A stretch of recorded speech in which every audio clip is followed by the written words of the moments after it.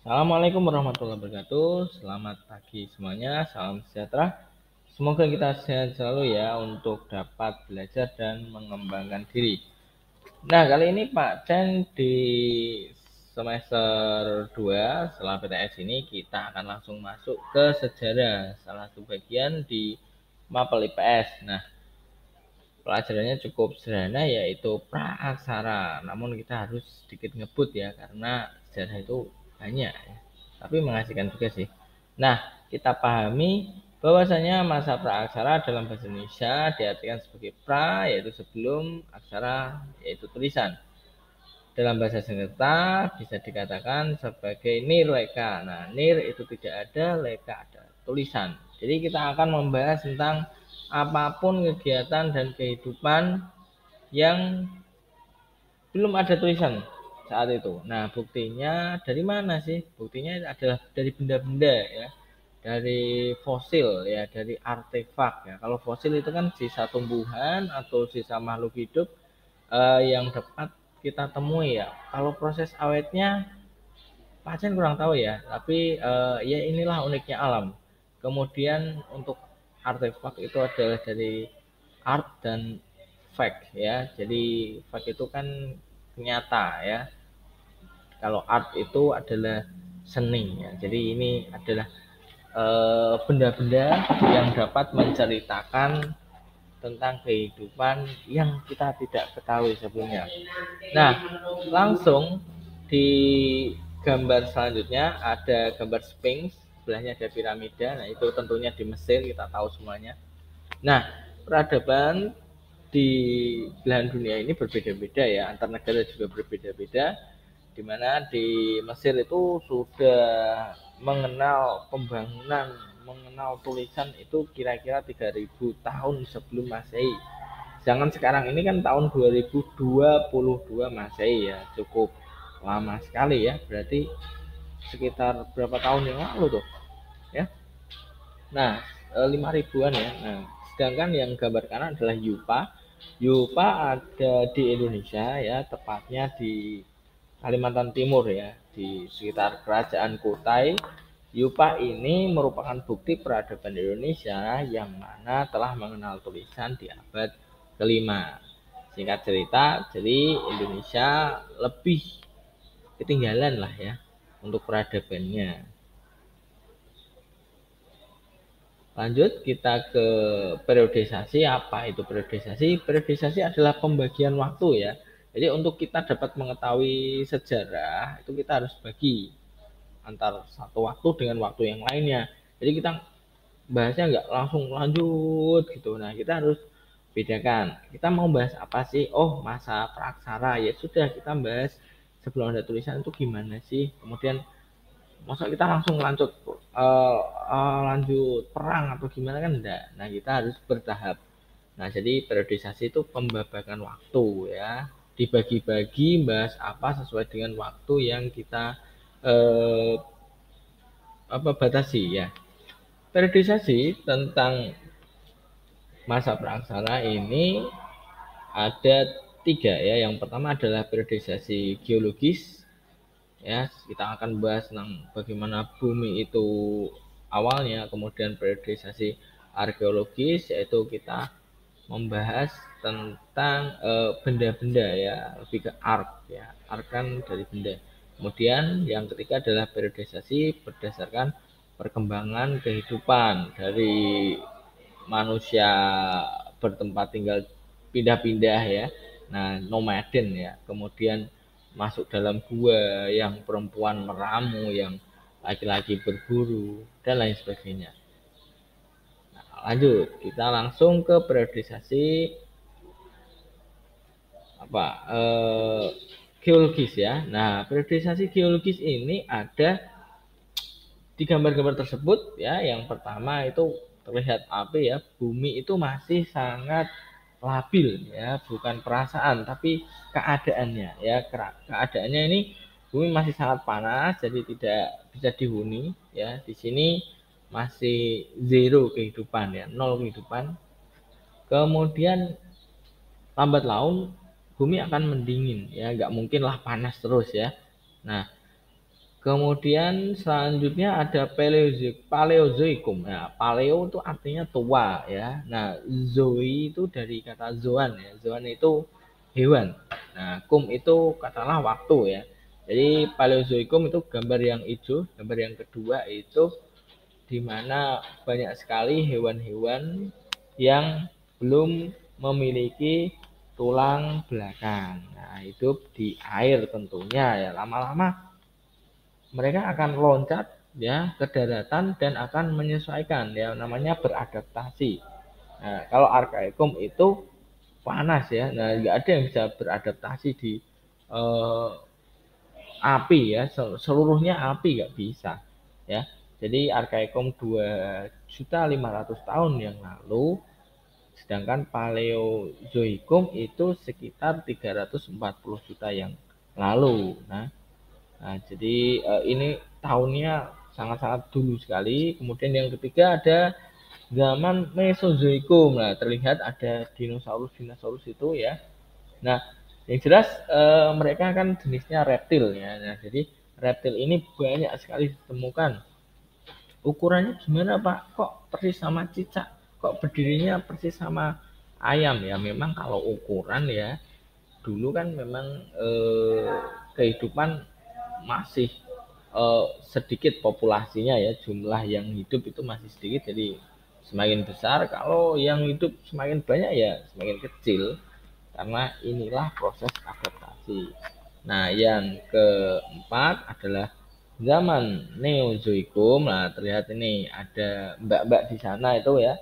Tapi sebelumnya perlu dipahami, boleh sambil membuka buku itu di IPS itu halaman 200 ya. Pasien ini juga sambil buka buku ya. Nah, jadi yang pertama kita perlu ketahui Neozoikum itu dibagi dua ya. Yang pertama di halaman 200 buku IPS, silakan. Nah, itu ada zaman tersier ya. Zaman tersier itu reptil-reptil besar atau dinosaurus itu sudah mulai punah ya.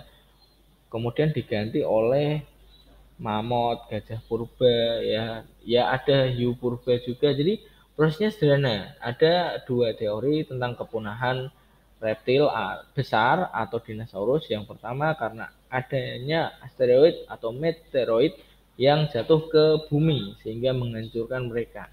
Bisa dilihat di banyak film kartun ya tentang apa Ice Egg ya, judulnya Ice Egg, ICE ya. Ice Egg itu menceritakan tentang itu. Kemudian proses kepunahan dinosaurus juga ada ketika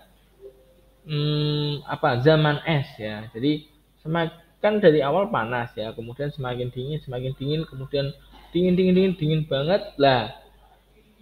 Kemudian ketika terjadi proses zaman es ini, banyak yang tidak bisa bertahan hidup ya, karena reptil kan tidak berbulu, mereka kedinginan.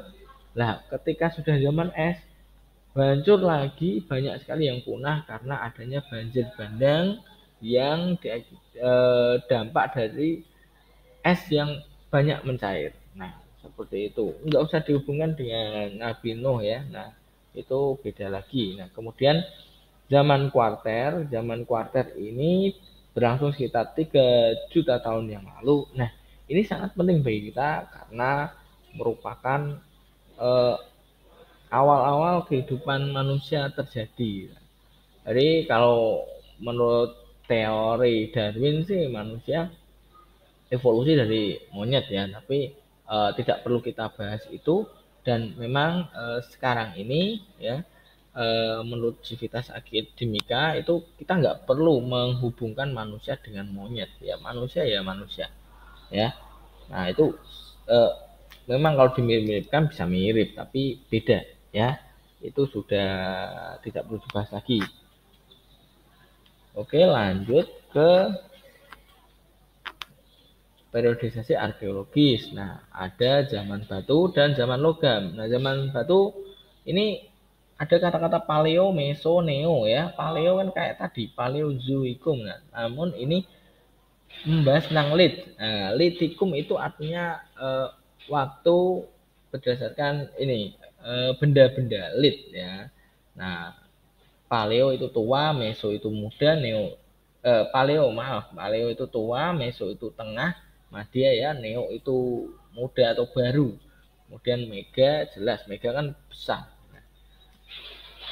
Singkatnya, nah megalitikum itu kebudayaan tentang batu besar. Nah, batu besar di sini ada menhir, dolmen, kubur peti batu, waruga, sarkofagus, punden berunda, dan patung batu. Nah, kita kembali dulu sebentar. Nah, jadi zaman batu ini, waktu Paleolitikum itu manusia bertahan hidup dengan alat-alat sederhana seperti serpi bila, ya, atau kalian tahu kericak, ya, seperti itu. Jadi batu-batu yang punya sisi tajam itu dimanfaatkan sebaik mungkin ya untuk apapun, untuk berburu, untuk meramu, ya, untuk ngulek, untuk nyobek, nyobek daging, ngiris daging, seperti itu, untuk jadikan mata panah. Nah, sedangkan pada masa Mesolitikum ini mereka lebih lebih maju lagi, dan mereka sudah mulai bertempat tinggal ya, jadi tidak nomaden dulu. Nah, langsung ke Neolitikum. Nah, Neolitikum mereka sudah mengenal namanya kapak atau cangkul sederhana. Ada lonjong maupun persegi. Kalau yang lonjong itu banyak sekali kita temukan di Indonesia Timur. Sedangkan yang persegi ada di Indonesia bagian barat. Nah, di Neolitikum ini mereka mulai berkembang suka perhiasan. Jadi perhiasan dari mana sih ya? Dari kerang, dari manik-manik ya, dari batu-batu yang dijadikan kalung ya, dari apapun yang bisa digunakan sebagai cincin. Oke. Nah, ini yang megalitikum tadi saya baca sedikit. Intinya seperti ini. Nah, ada gambar-gambar nih. Yang pertama itu ada menhir yang paling kiri ya, kalau kalian menghadap ke HP kalian atau laptop kalian ya. Nah, menhir ini sebagai tempat pemujaan ya, atau tempat tanda bahwasanya nenek moyang ada di sini dulunya ya. Sampai sekarang masih ada. Nah, prosesnya sangat hikmat sekali dan tradisinya sangat kuat sekali. Nah, yang kedua ada ini ya, dolmen ya. Dolmen itu apa sih? Dolmen itu untuk sesaji memuja. Nah, itu kan kayak meja batu ya, meja batu di atasnya nanti ya, bisa sesembahan, bisa korban ya, entah itu korban manusia atau korban hewan atau korban hasil panen ya, namun tidak korban perasaan. Nah, yang ketiga ada kubur peti batu ya, itu yang posisinya terbuka ya. Nah, dimana manusia dimasukkan ke dalam. Loh, kenapa kok pakai batu, Pak? Nah, karena mereka belum tahu kubur itu dikeruk di dalam aja, enggak. Mereka pakainya batu, mereka karena mungkin capek mencangkul ya, jadinya mayat ini kan perlu diamankan dari hewan-hewan buas. Takutnya kalau dibiarkan nanti malah dimakan. Nah, yang keempat adalah waruga. Nah, ini waruga sedikit horor karena bentuknya memang rumah. Nah, ini posisi mayat akan ditaruh di dalam dan posisinya jongkok ya, atau duduk. Nah, karena duduk kan lebih terhormat daripada berbaring. Nah, selanjutnya kalau pengen tahu waruga yang asli di mana sih? Nah, ya di Sulawesi Tengah masih banyak tuh waruga. Kemudian ada juga sarkofagus. Nah, ini sarkofagus lebih mirip ke ini ya, kayak apa ya, peti batu ya, sama kayak kubur batu, tapi lebih ada tutupnya dan ada lonjongannya, ada cekungannya ya, kayak lumpang gitu. Yang kelima, satu dua tiga empat lima enam itu ada punden berunda ya. Jadi dari kata unda-undaan ya, jadi mereka sudah mulai percaya terhadap roh, terhadap sesuatu yang ada di atas langit. Jadi semakin tinggi tempat berdoa akan semakin dikabulkan. Nah, itu kepercayaan mereka hingga akhirnya membentuk punden berunda ya, bukan kayak Borobudur, bukan ya, beda. Memang Borobudur berunda, tapi ini lebih sederhana. Kemudian yang terakhir adalah patung ya, patung atau arca ya, atau reco ya, bahasa Jawanya. Itu sebagai berhala atau ya sebagai perwujudan apa yang mereka cintai atau mereka sembah. Oke, lanjut ke zaman logam. Nah, ada 4 gambar di sini. Gambar yang paling atas itu adalah kapak corong ya.